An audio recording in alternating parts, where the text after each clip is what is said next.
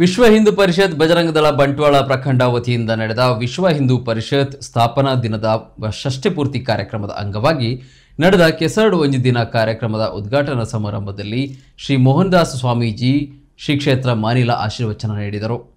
ಬಂಟ್ವಾಳ ಪ್ರಖಂಡ ವಿಶ್ವ ಹಿಂದೂ ಪರಿಷತ್ ಅಧ್ಯಕ್ಷರಾದ ಶ್ರೀ ಪ್ರಸಾದ್ ಕುಮಾರ್ ಪಿ ಪ್ರಾಸ್ತಾವಿಕ ಭಾಷಣದಲ್ಲಿ ವಿಶ್ವ ಹಿಂದೂ ಪರಿಷತ್ನ ಕಾರ್ಯಚಟುವಟಿಕೆಗಳ ಬಗ್ಗೆ ತಿಳಿಸಿದರು.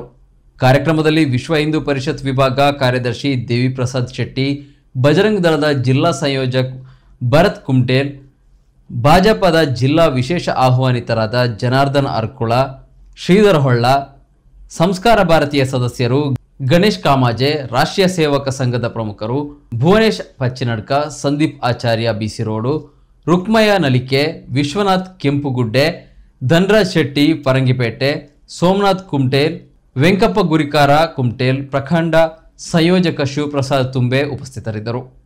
ಪ್ರಾಂತ ಧರ್ಮ ಪ್ರಸಾರಣ ಪ್ರಮುಖ ಸೂರ್ಯನಾರಾಯಣಜಿ, ವಿಭಾಗ ಸಂಯೋಜಕ ಪುನೀತ್ ಅತ್ತಾವರ ಮತ್ತಿತರರು ಸಂಘಟನೆಯ ಪ್ರಮುಖರು ಆಗಮಿಸಿ ಶುಭ ಹಾರೈಸಿದರು. ಕಾರ್ಯಕ್ರಮದಲ್ಲಿ ಶಮಂತ್ ಕುಮಟೇಲ್ ಭಕ್ತಿಗೀತೆ ಹಾಡಿದರು. ಬಜರಂಗ ದಳದ ಜಿಲ್ಲಾ ಸಂರಕ್ಷಣಾ ಪ್ರಮುಖ ಸಂತೋಷ್ ಸರಪಾಡಿ ಸ್ವಾಗತಿಸಿದರು. ಈ ಸಂದರ್ಭದಲ್ಲಿ ಬಂಟ್ವಾಳ ಪ್ರಖಂಡ ಪ್ರಮುಖರು ಸೇರಿದಂತೆ ಮಾತೆಯರು, ಊರಿನ ಮುಖಂಡರು ಉಪಸ್ಥಿತರಿದ್ದರು.